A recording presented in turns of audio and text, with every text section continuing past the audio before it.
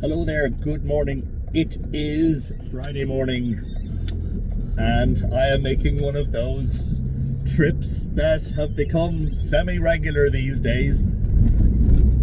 I am driving to Anglo Printers in Drogheda to collect Land of the Ever-Living Ones, my short novel that has just been republished. Well, yeah, it's just in the throes of being republished because it's printed, it's finished, it's ready to collect. I'm excited, to say the least. This is a book that was first published in 2013. It's what you call a novella. You would read it in 2 to 3 hours. The premise of the story is, in sometime in ancient times, at an unspecified time, a young boy and what I call a shandri, which literally means an old druid, a wise old man, sit down by a fire and have the most remarkable conversation. The boy is full of inquisitiveness and curiosity about the world, and about the monuments, and about the workings of the universe. And what follows is what I consider to be a lovely dialogue between the old man and the young boy. I suppose the overarching feeling that reading the book engenders in the reader, I would say, is hope. It's a very positive, it's a very uplifting book, you know.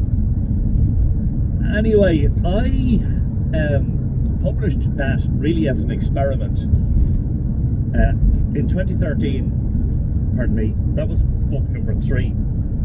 At that point I had only published 2 books: Island of the Setting Sun in Search of Ireland's Ancient Astronomers, which to this day is still the largest book that I've ever published, which I wrote in conjunction with Richard Moore. And that was basically a thesis about, you know, the ancient astronomers and how much knowledge they had, based on our investigations of the monuments and their alignments and the astronomical function of those monuments, and of course the associated myths and legends. And then in 2012 I published Newgrange, Monument to Immortality, a lovely book about Newgrange, which did very well, but is out of print now and needs to be updated. So it was an experiment in fiction. I wanted to write fiction because I felt that, you know, if I spent my whole writing career writing non-fiction, I would be somewhat constrained, because, you know, I have been greatly inspired by the myths and monuments,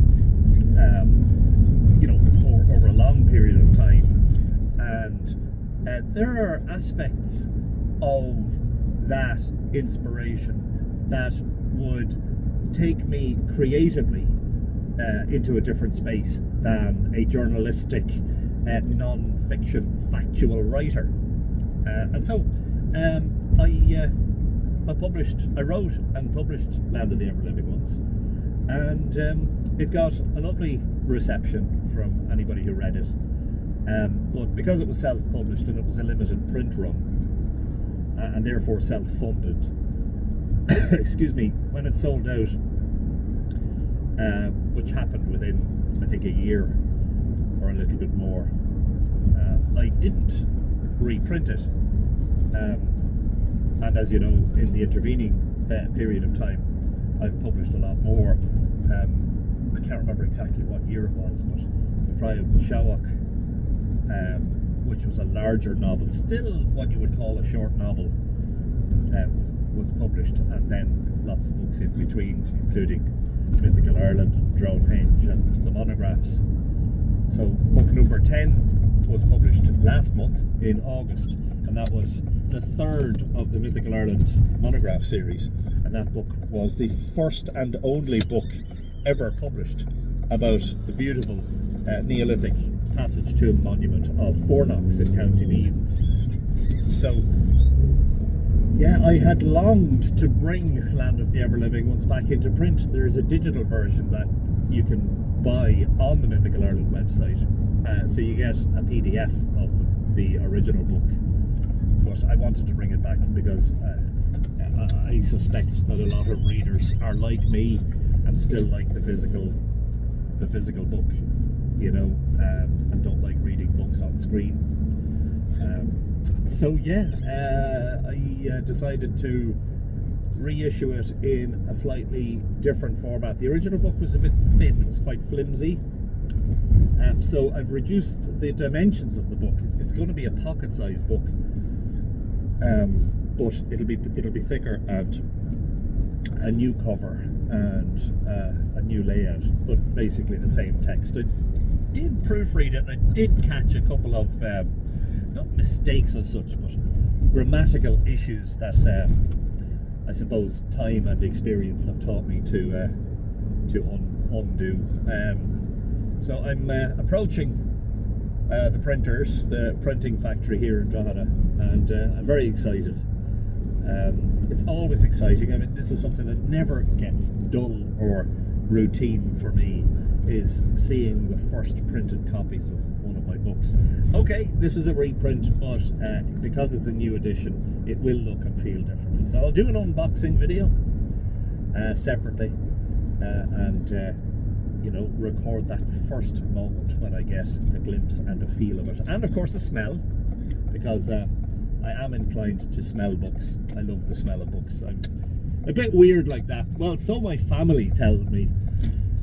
My siblings always remarked that when I was young, anytime I got a new book, the first thing I did with it was smelled it, you know. But it turns out that a lot of the Mythical Ireland community would say, you know, that they do the same thing, that they smell a new book when they open it, and they love the smell of the fresh print.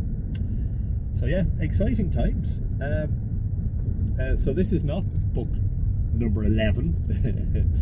It's book number 3 being reprinted. But watch this space. Forgive the squeaky clutch pedal, by the way. It needs some oil.